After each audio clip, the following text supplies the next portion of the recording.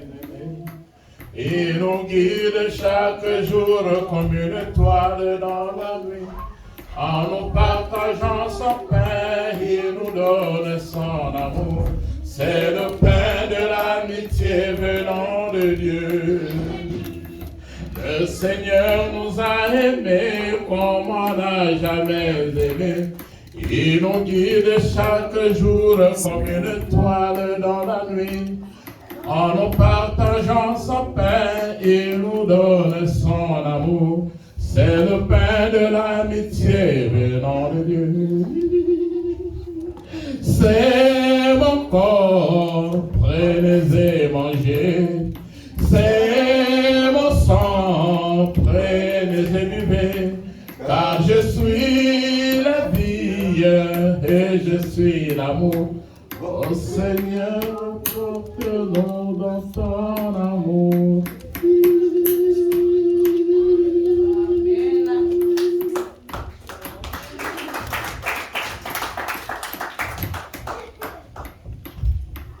Jésus-Christ, notre Pâques, c'est le thème d'aujourd'hui. Yesu Pasika yacu niyo nyigisho y'uno munsi. Nous allons lire le premier texte qui est dans Luc. Reka dusome mu gisoma cya mbere kiri muri Luka, le chapitre 23, igice cya 23, le verset 38 à 43. kuva ku murongo wa 38 gushika ku murongo wa 43. Prenez vos Bibles. Mufate Bibiliya zanyu. Luc 23, Luka 23, verset 38 à 43. kuva ku murongo wa 38 gushika ku murongo wa 43. Amen. Ndasoma mu izina rya Yesu. Ndasoma mu izina rya Yesu. Amen.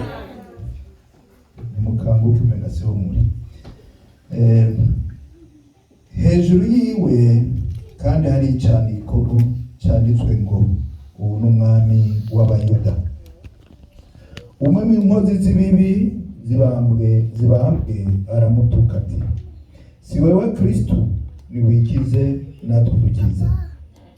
Ariko uwa kabiri amwishura amwihaniza ati, no kubaha Imana ntuyubaha, kandi uciriwe urubanza rumwe nawe. Tweho turishuye kuko tugiriwe ibihwanye n'ibyo twakoze, ariko nta kibi yakoze. Kandi aravuga ati, uranyibuka Yesu aho uzozira mu bwami bwawe. Aramwishura ati, ndakubwira ukuri, uwo munsi urabana nanjye muri paradizo. Amen. Maintenant, nous allons nous lever.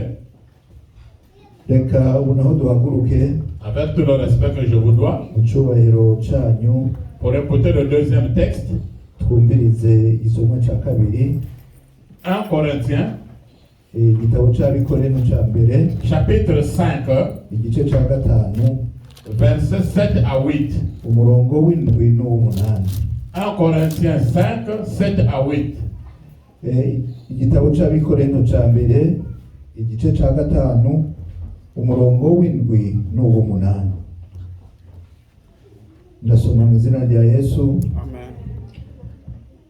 Nuko nimukureho umwambiro wa kera, kugira ngo mubirube rishasha nk'uko mutari mu mwambiro.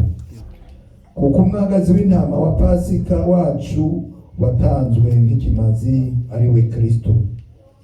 Nuko tuziririza iminsi mikuru tudafise umwambiro wa kera canke umwambiro w'urwanko n'ikibi, ariko tugira imitsi mitambiye y'imitima ikeye n'ukuri. Amen. Amen. Alléluia. Amen. Jésus-Christ, notre Pâques. Yesu Pasika yacu.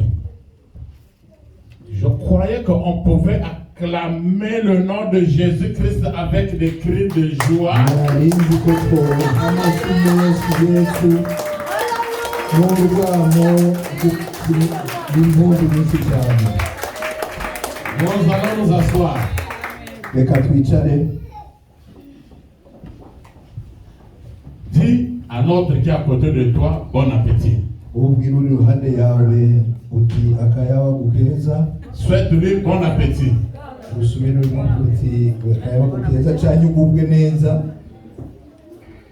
Quelqu'un ne peut pas manger avec un front fermé, à moins que ça soit une mauvaise nourriture. Ntabwo ushobora kurya wigiriwe mu maso iyo atari imijyambi. Alléluia. Jésus-Christ notre Pâque. Yesu pasika yacu. Le repas pascal ingaburo ya pasika vient du mot grec pascha. ivuye mu ijambo ry'ikigiriki ryitwa pasika. Dans ta langue c'est quoi? Pâques c'est quoi? Pâques, tu as dit quoi? Pasika. Pasika. Vous voyez? Et en grec c'est pascha. Nico kimwe nibigomba kumera kimwe. Kirundi ni pasika, mu kigiriki ni pasika. Presque la même chose, non? Bigomba gusa. Yes, Hachim. Amen. Et pascha qui veut dire Pâques en français. Niyo pasika rero mu gifaransa yitwa Pâques. Et en hébreu, ça veut dire pécha. Mu giheburayo kivugwa pesha. Pécha veut dire passer outre. Pesha rero ivuga kurengana. Alléluia. Amen. Cela commence dans l'Ancien Testament, dans le livre d'Exode. Bitangurira mu isezerano rya kera mu kuvayo ariko cyane kuva mu kinyarwanda. Vous pourrez aller lire à la maison dans Exode chapitre 12 à partir du verset 1 jusqu'à 7.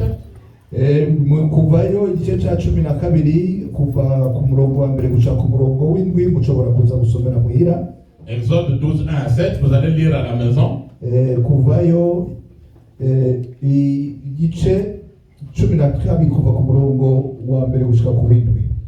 Dieu avait donné une recommandation à Moïse. Imana yari yarategetse Mose. Il fallait qu'on puisse tuer un agneau. Bategerezwa kwica umwagazi. Ça se passait par famille. Byakogwa mu muryango. Et cet agneau, on devait prendre le sang. Uwo mwagazi bategerezwa gufata amaraso.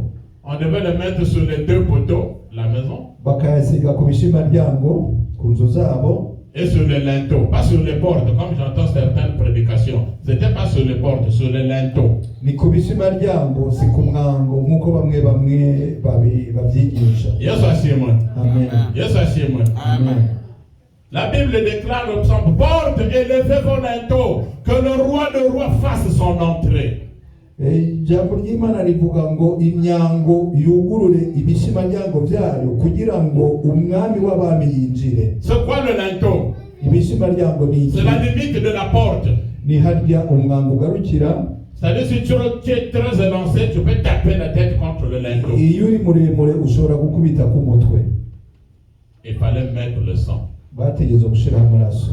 Et c'est là où je dis que en hébreu, c'est pécha, passer outre. Quand l'ange de l'Éternel devait venir, et quand vous devez mettre, les gens devaient mettre le sang, l'ange de l'Éternel devait passer outre, ne devait pas tuer les gens de cette maison. Nico gituma mu giheburayo yitwa pesha, kubera umumarayika aje akabona ku gishimaryango y'amaraso yategerezwa kurengana yanzu ikaza gusubira kwica muzikurikira. Et il devait manger donc l'agneau. Kandi bategerezwa kurya uwo mwagazi. Il devait le manger avec de l'herbe amère. Bategerezwa kubiryana n'imboga zisharira zirura. La différence avec nous, c'est qu'eux ne buvaient pas le sang. Itandukanirizo nawo nuko bo batanywa amaraso. Pourquoi? Kubera iki? S'ils buvaient le sang, ils devaient boire le sang des animaux. Yo abanywa amaraso bari kunywa amaraso y'ibikoko. Or l'âme se trouve dans le sang. Kandi umwuka cyane umushaha uri mu maraso. Yes, Hachim. Amen. Mais pour nous aujourd'hui, ariko kuri twebwe uno munsi, c'est Jésus-Christ qui est notre Pâques. Yesu Kristo niwe pasika yacu. Avant qu'il soit livré, qu'il puisse être crucifié, imbere yuko atangwa akabambwa ku musaraba, il regroupa ses disciples. Yateranye n'intumwa ziwe cyangwa abigishwa biwe. Il prit le pain. Yakira umukate. Il dit, faites ceci, mangez. Ceci est mon corps ati nimwakire murye uyu n'umubiri wanje En souvenir. nk'icibutso Souvenez-vous. muze mwame mwibuka. Il prit le vin, yakira na divayi il donna à ses apôtres et dit ceci est mon sang.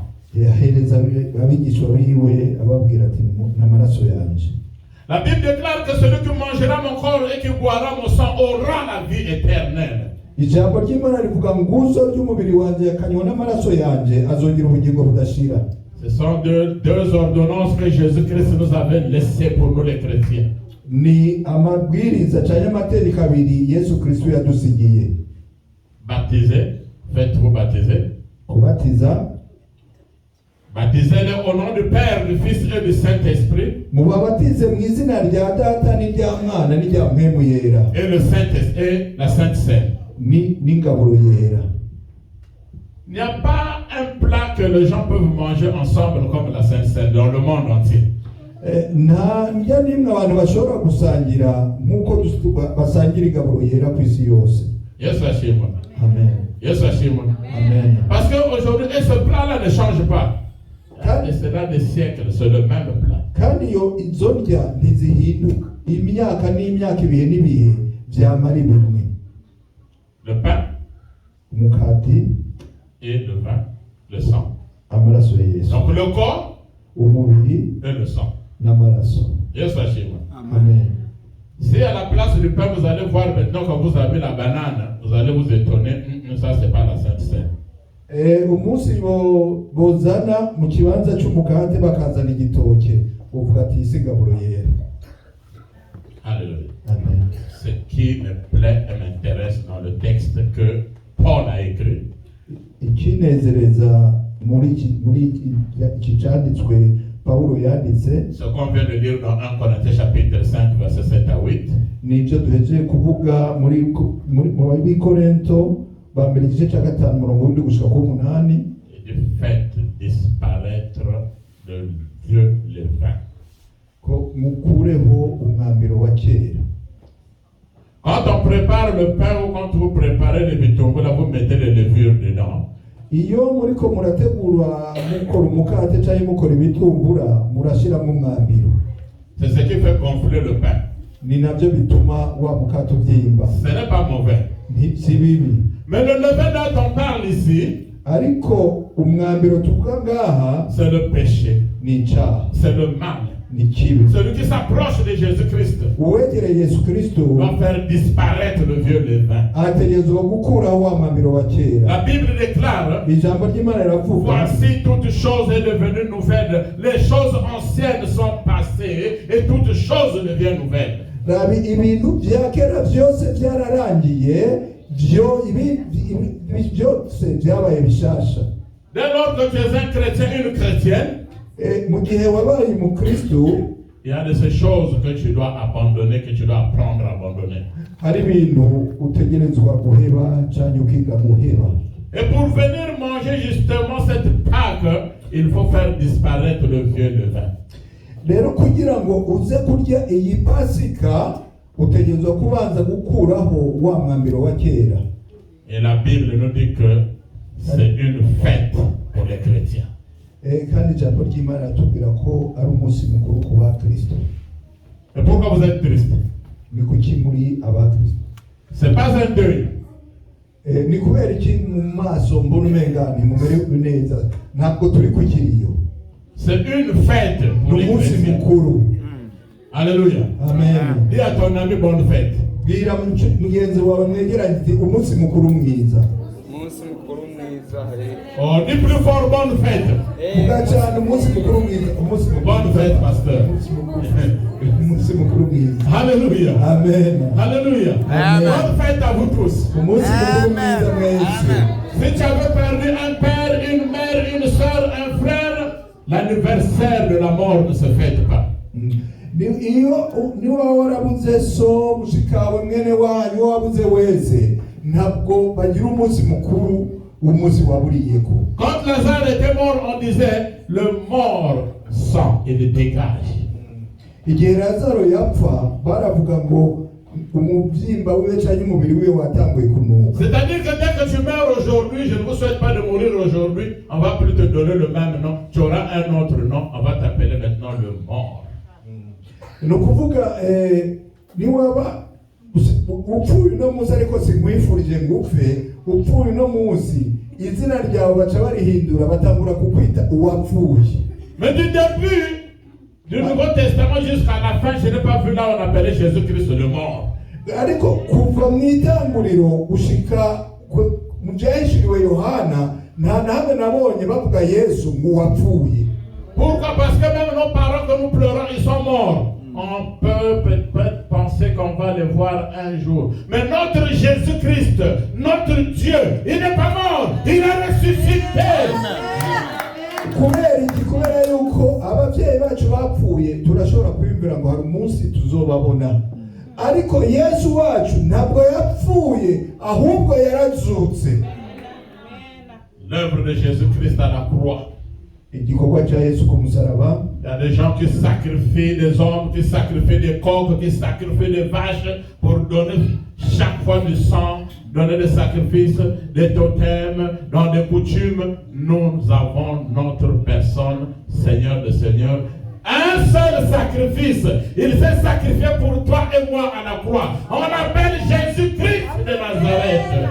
Arabatanga ibitambo, bakica ibikoko, bakica inka, bakica inkoko, bagatanga amaraso uko imico n'imigenzo ya bamwe bagenda. Ariko twebwe ntabwo tugitanga igitambo kuko twaronse igitambo kimwe kizima arico Yesu Kristo w'i Nazareti. Dans l'Ancien Testament, même quand les enfants d'Israël mangeaient la Pâque, oh non, il n'y avait pas de pardon de péché, il y avait l'expiation du péché. C'est-à-dire qu'on couvrait le péché. Mais notre Pâque, Jésus-Christ ne couvre pas le péché, il efface les péchés.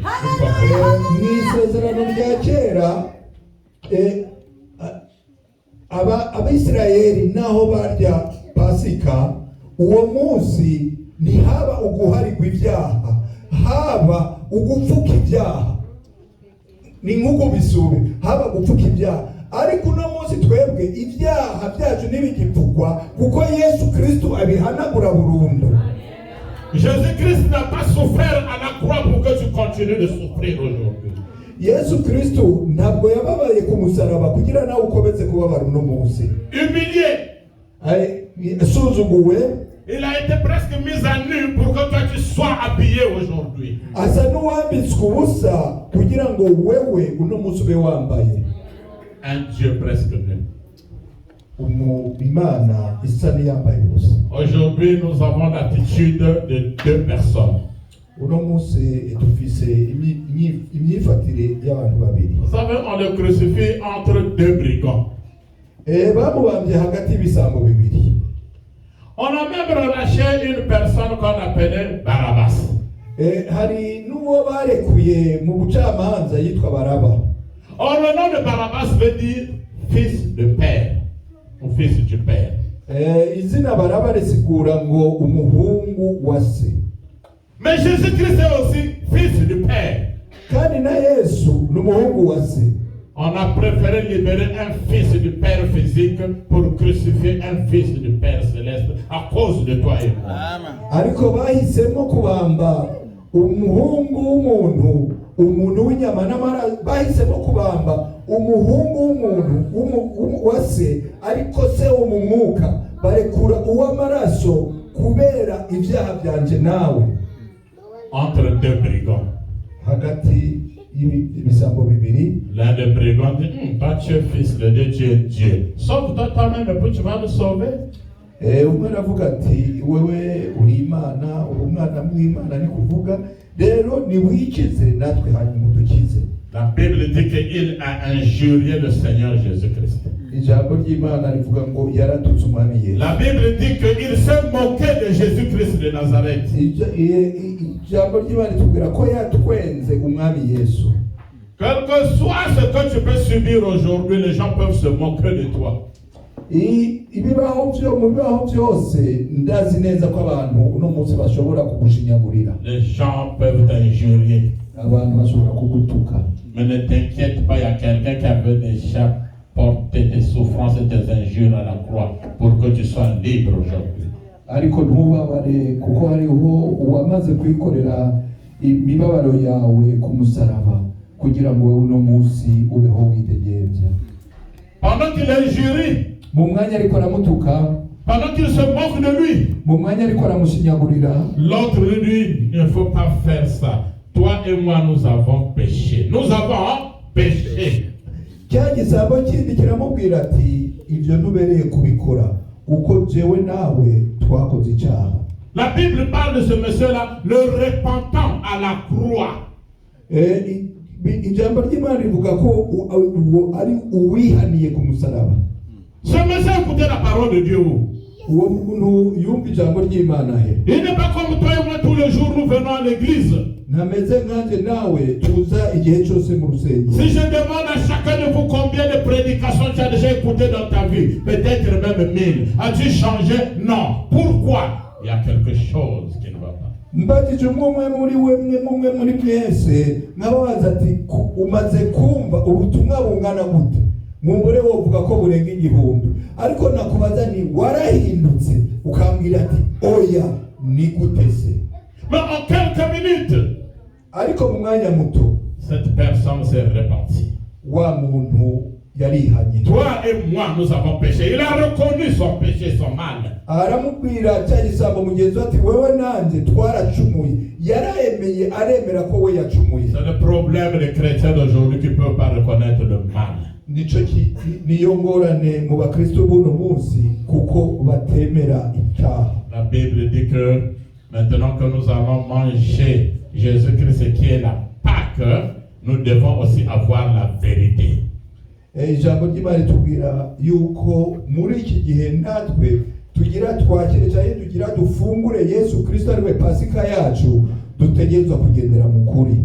Vous allez lire à la maison dans Matthieu, muraja gusoma muhira muri Matayo chapitre 27, igice cya 27 verset 39 à 43. kuva ku murongo wa 39 gushika ku murongo wa 43. Matayo chapitre 27, igice cya 27 verset 39 à 43. kuva ku 39 gushika ku 43. Là aussi on dit qu'il y avait des gens qui passaient. Naho bavuga yuko hari abantu bariko bararengana. Quand ils ont regardé Jésus-Christ à la croix, baravye Yesu Kristo ku musaraba, ils ont commencé à se moquer de lui. Nabo baramushinyagurira. Soit disant que tu es fils de Dieu. Kuvuga kuri umwana w'Imana. Toi qui avais fait confiance à ton Dieu. Wewe wizeye ibiyo Mana yawe. Descends maintenant de la croix. Niwimanure ku musaraba. La Bible dit maudit soit l'homme qui se confie en l'homme. Ijambo ry'Imana rivuga ngo haravumwe umuntu yizera umuntu. Heureux soit l'homme qui se confie en Dieu. Kandi hahiriwe umuntu yizera Imana. Yesu ashimwe. Amen. Confiez-vous en l'Éternel. Mwizera Imana. Toi et moi nous avons péché. Jewe nawe twaracumuye. Mais lui, il n'a rien fait. Donc il parlait à Jésus-Christ. Lui, il n'a rien fait de mal. Ariko we nta kibi na kimwe yakoze, yavuga Yesu Kristo.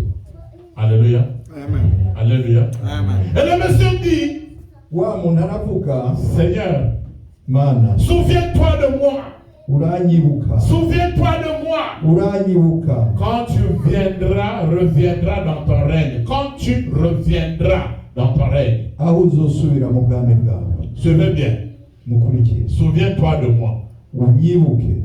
Il n'avait pas dit à Jésus-Christ, prends-moi aujourd'hui. Mais il dit, souviens-toi de moi. Quand tu reviendras, c'est-à-dire que le futur, dans ton règne. Mukuvuga ntiyavuze Yesu Kristo nguri ko arapfa, ariko yamuvuze muri kazoza aho uzogarukira mu bwami bwawe uzunyibuke. Oui, bien aimé dans le Seigneur, Jésus-Christ reviendra régner sur la terre. Nibyo bakundwa muri Kristo, Yesu azogaruka kuganza. Il posera ses pieds sur le mont des Oliviers. Azoshika amaguru yiwe azoshikira ku musozi Elayono. Il passera 1000 ans sur la terre, ce qu'on appelle le millénaire. Azomara imyaka igihumbi ku isi.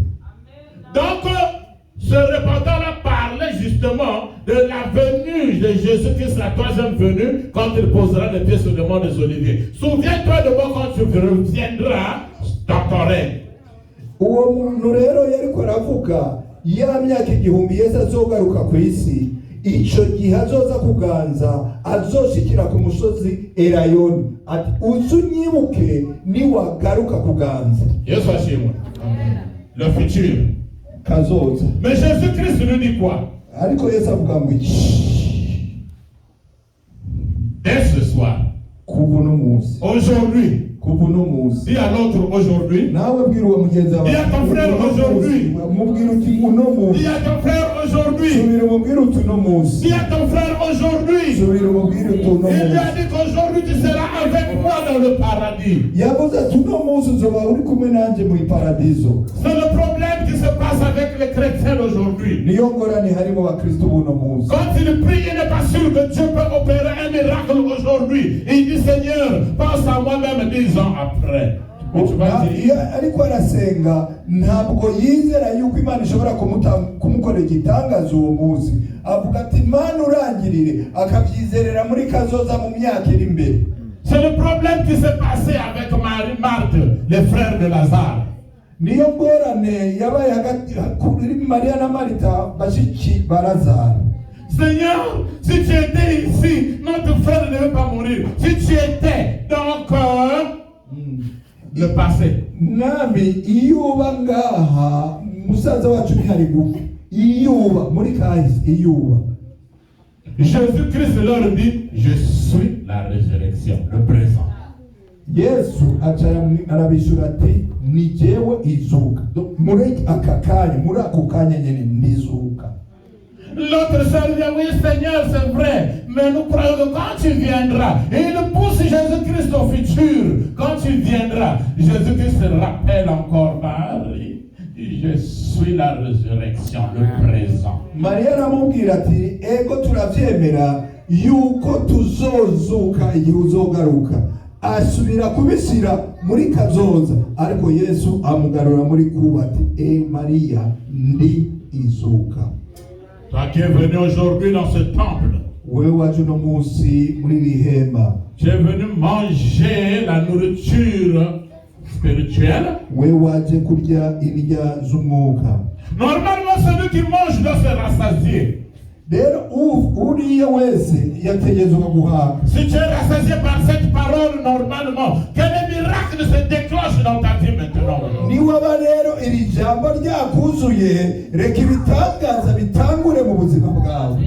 N'attends pas demain. Ne pense pas à ton passé. Jésus-Christ est la résurrection et la vie. Aujourd'hui, tu seras avec moi dans le paradis. C'est-à-dire que ce monsieur-là, le brigand repenti, avait vu le paradis avant Pierre, avant Paul, avant Jean, avant les apôtres. Alléluia. Cyagiye mu paradizo imbere ya Petero, imbere ya Paulo, imbere y'intumwa zose. On reconnaît les bons amis dans le moment difficile. Umuntu amenya inshuti nziza mu gihe bigoye. Quelques jours avant, il avait ressuscité Lazare, n'est-ce pas? Iminsi bikenyi imbere yari yazuye Lazaro. Nous avons entendu que Lazare était sur la croix. Lazaro hari uwo mwumvise munsi y'umusaraba. On ne parle même pas de lui. Nta nubwo bamuvuga. Même les apôtres avaient fui Jésus-Christ ce jour-là. Seul Jean qui était resté. Jean. Voilà pourquoi la Bible dit que l'apôtre que Jésus-Christ aimait beaucoup, c'était Jean. Est-ce que Jésus-Christ puisse t'aimer plus que les autres aujourd'hui?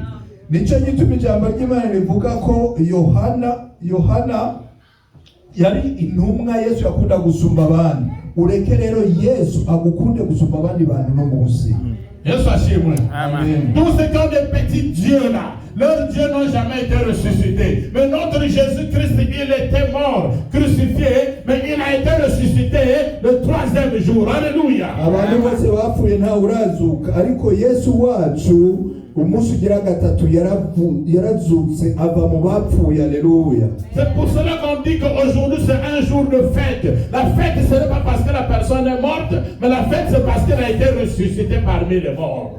Nico gituma tuvuga yuko uno munsi ari umunsi mukuru. Umunsi mukuru si uko yapfuye, umunsi mukuru ni uko yazutse mu bapfuye.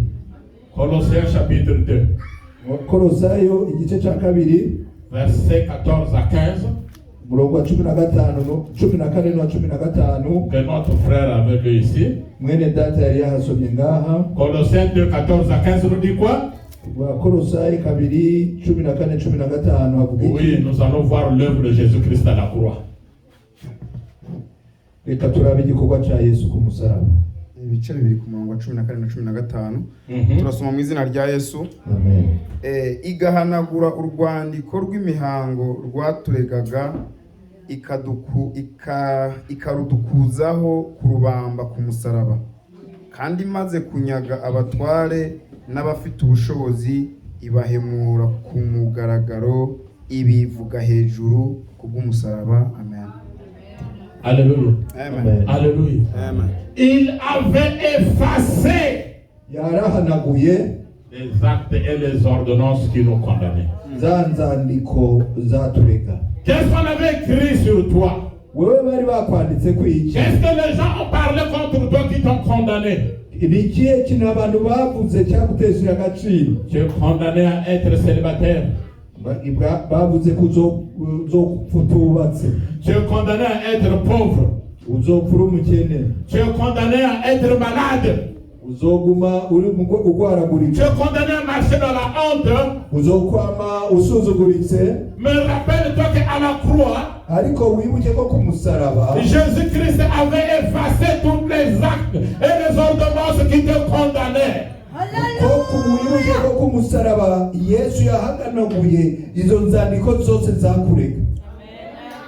Cela veut dire que tu ne peux plus porter le nom de la honte.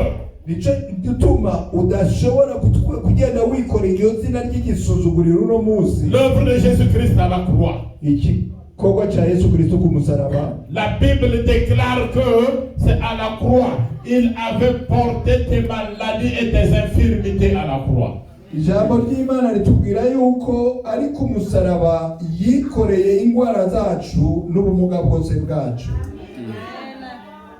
C'est là où il a dépouillé les principautés. Il a dépouillé les autorités. Les autorités, ce n'est pas le maire, ce n'est pas le président de la République. Dans le monde mystique du diable, ils ont ce qu'on appelle les démons géants, donc les autorités. Jésus-Christ les avait déjà arrachés, à effacer, à déchirer les actes et les ordonnances qui nous condamnaient.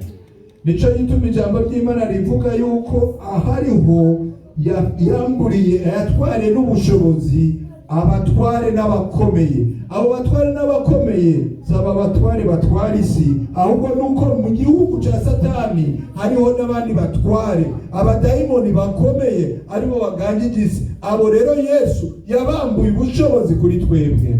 La Bible déclare qu'il les a cloués à la croix. Kandi ijambo ry'Imana ritubwira yuko yababambye ku musaraba. Yesu asifiwe. Amen. Jésus-Christ a été cloué à la croix. Mais quand est-ce qu'il a cloué des souffrances à la croix? Cela veut dire que Jésus-Christ, quand on le clouait, il n'était pas là. Lui, pendant qu'on le clouait, lui, il clouait des souffrances à la croix. Alléluia. None ko tubona Yesu ariwe babambye ku musaraba, ni ryari twabonye babamba ibyaha byacu cyangwa imibabaro yacu cyangwa indwara zacu? Bisigura ngo igihe babamba Yesu, si Yesu yari ku musaraba. Yesu yasizeho indwara zacu, imibabaro yacu, baba ariyo babamba Yesu ariko ararurira. Je vous ai dit que réellement Jésus-Christ n'était pas mort. Nababwiye ngo mu by'ukuri Yesu ntabwo yari yapfuye. Parce que les clés du séjour de mort se trouvent entre les mains de Jésus-Christ. Kubera yuko imfunguruzo kuzimu ni Yesu, urupfu na kuzimu ni Yesu azifise mu biganza. Pendant 6 heures de temps, il était agonie à la croix. 6 heures. Mu masaha 6 yariko byasa nuko ariko arapfa ku musaraba. Mais c'est pendant les 6 heures là qu'il a fait des miracles qu'on n'a jamais vus, que nous sommes en train de vivre aujourd'hui. C'est ce qu'on appelle l'œuvre de Jésus-Christ à la croix, pour toi et moi aujourd'hui. Ni muri ayo masaha 6 rero yakoze ibitangaza n'uno munsi tukigenderamo. Ni muri ayo masaha 6 ibyo byose yabikoye kugira ngo twebwe tubohoke, tube twidegenje no munsi. C'est à la croix qu'il a porté tes péchés. Ni kuri umusaraba yatwaye ibyaha byacu, yikora ibyaha byacu. Humilié pour toi. Ni naho yasuzuguye Il kubera a été bastonné à cause de toi. arakubitwa kubera wewe. Pourquoi continues-tu à souffrir? Ni kubera iki ukomeje kubabara none? Pourquoi oublies-tu l'œuvre de Jésus-Christ à la croix? Kubera iki wibagira umurimo igikorwa cya Yesu Kristo ku musaraba? Aucune personne ne peut porter tes souffrances. Nta wundi muntu n'umwe ashobora kukwikorerera imibabaro. Ni ton père, si so, ni ta mère, na mama kubyara, ni ton mari, n'umugabo wawe, ni ta femme, n'umugore wawe. Yes, Hashima. On a vu pendant le moment de coronavirus où le mari fouillait la femme. La femme a le corona, reste là, moi je reste ici là. Twarabibonye mu gihe cya corona, umugabo yarahunga umugore gafise corona akamubwira ati wewe karantene hariya nanjye mbaye ngaha. Oh, mais quand on a déclaré le mariage, on avait dit que maintenant nous sommes unis, nous sommes un. Ok, maintenant la maladie arrive, nous sommes deux. Vous voyez? Ariko igihe basezerana bavuga ngo tubaye umwe, ariko ngiyi indwara iraje uno munsi barabihinduye babaye babiri. Je ne suis pas là pour vous diviser. Sindiga ngo ndiko ndabatanya. Mais l'ami final c'est Jésus-Christ. Ariko inshuti y'ukuri ni Yesu. Qui avait accepté de porter tes souffrances à la croix. Wa wundi yemeye kukwikorera imibabaro ku musaraba. Il les a pas seulement portés à la croix. Ntabwo yazitwaye ku musaraba gusa. Il est descendu avec jusque sous la tombe, sous la terre. Yarabimanukanye abihamba ikuzimu. Yesu ashimwe. Amen. Matayo. Tu peux lire? Prends le chapitre 27. Verset 52 à 53. Matthieu 27, 52 à 53. Je suis sûr que c'est ça. Matteo 27:52-53. Turasoma mu izina rya Yesu. Amen. Matthieu 27, 52 à 53. Matayo 27:52-53. Ibituro birakinguka, intumbi nyinshi z'abera bari barasinziriye zirazurwa. Bava mu bituro, maze amaze kuzuka binjira mu murwa wera, babonekera benshi. Amen. Yesu ashimwe. Amen. Quand on le tue, on le prend, on le met sous la terre, on l'enseveli. Il y a eu le ténèbre. Pour un temps. Et la lumière est apparue. On l'enterre. Dans le camp du diable, c'était la fête. Il est fini. Il est mort. C'est Jésus-Christ. Oh, la joie du diable n'avait fait que 3 jours. Kwa Satani bari mu munsi mukuru bavuga ati yarangiye bamwishe bamuhamba, ariko umunsi mukuru wabo ni warenze imisi 3. C'est pour cela que je vous dis que Jésus-Christ n'était pas mort. Nico gituma ndababwira ko Yesu atari yapfuye. Il était sous anesthésie. Yari yatewe ikinya. Il est descendu dans le séjour des morts. Yamanutse mu bapfuye. Parce que les gens qui sont morts depuis l'Ancien Testament étaient dans la prison. Oh, leurs esprits étaient emprisonnés. Il est allé, il a prêché les morts. Et quand il était ressuscité, la Bible dit que les morts ont ressuscité avec Jésus-Christ. Alléluia. Kubera yuko imitima y'abapfuye kuva kera mu gihe cy'isezerano rishasha yari mwibohero ikuzimu, yari yafashwe bugwate, ariko amaze kugenda ikuzimu yabwirije ya mitima irahinduka, nawe amaze kuzuka azukana nayo. Alléluia. Si les morts ont ressuscité, c'est qu'ils étaient morts depuis longtemps. Niba barazutse n'abandi bapfuye kuva kera. Quand ils étaient ressuscités, on les appelait plus des morts, c'était maintenant des vivants. Bamaze kuzuka ntibari bakitwa bapfuye, bari bazima. Cela veut dire que quand il est descendu sous la terre avec ta maladie. Bisigura iki nuko igihe yamanuka mu isi, yamanuka mu kuzimu, yamanuka n'uburwayi bwawe, avec tes difficultés, n'imibabaro yawe, ingorane zawe zose, avec tes problèmes, n'ibibazo byawe byose. Et quand il est remonté, ils avaient laissé tout cela sous la terre. Alléluia. Kandi amaze kuzuka byose yabisize kuzimu. Alléluia. Que tout ce qui était mort dans ta vie soit ressuscité aujourd'hui. Ko ibyawe byose byahambwe uno munsi bizuke mu izina rya Yesu. Nous allons vers la fin. Ko turarangiza. la croix, k'umusaraba il y a 7 phrases que Jésus-Christ avait prononcées. hari amagambo ndwi Yesu yavuze Alléluia. Amen. Comme 7 jours de la semaine. nk'uko hari iminsi ndwi mu cyumweru 7 phrases. amagambo ndwi. J'ai dit combien de phrases? navuze angahe? Arindwi. Combien? Arindwi. Vous ne parlez pas? Combien de phrases j'ai dit? angahe twavuze angahe? Arindwi. Ah, il dit pardonne-leur. ubwa mbere yavuze ati bababarire. Alléluia. Amen. Il dit maintenant aux brigands, asubira repentis. abwira ca isambo cihanye Aujourd'hui, uno munsi tu seras avec moi dans le paradis. tuzoba turi kumwe mu paradiso. Yesu ashimwe. Amen. On veut lui donner le fiel sorte de vinaigre. Il dit, j'ai besoin de l'eau. Igihe bamuhaye ya vinegre canye indugwe yavuze ati nkene nshaka amazi. Yesu ashimwe. Amen. Il n'avait pas beaucoup parlé. 7 phrases. ntabwo yavuze byinshi. Eli, Eli, sabachthani. yavuze elisa bakashetani. Oui, c'est une langue araméenne. Araméen. mu rurimi rwitwa iki arameya Qui veut dire mon père, pourquoi m'as-tu abandonné? bivuga ngo data data kuki wantevye. Yesu ashimwe. Amen. C'est à la croix qu'il a dit à Marie, femme, voici ton fils, fils, voici ta mère. Ni no ku musaraba yabwiye Mariya ati mugore dore umuhungu wawe, muhungu dore mama wawe. C'est à la croix aussi qu'il a dit tout est accompli. Ni no ku musaraba yavuze ngo byose birarangiye. C'est à la croix aussi qu'il a dit je remets mon esprit entre tes mains. Ni kandi ku musaraba yavuze ngo ubugingo bwanje ndabusize mu biganza byawe. Les 7 phrases de Jésus-Christ. Ni ayo magambo ndwi. Est-ce qu'on peut acclamer notre Seigneur Jésus-Christ? Tout est accompli. byose byararangiye. Tout est accompli à la croix. byose byarangire ku musaraba. C'est-à-dire que là où tu es bloqué, tu t'arrêtes. Jésus-Christ commence à faire les bonnes œuvres dans ta vie. Ni ukuvuga ngo harya wowe ushitse bikanka bikabura inzira, Yesu nawe acaza agatangura gukora ibikomeye mu bugingo bwawe. Jésus-Christ, notre Pâque. Yesu pasika yacu. Et si tu acceptes que Jésus-Christ est ta Pâque, ni waba wemera ko Yesu ari pasika yawe, tu ne vas pas repartir chez toi comme tu es venu aujourd'hui. ntabwo usubira aho muhiri wawe aho wavuye uko waje.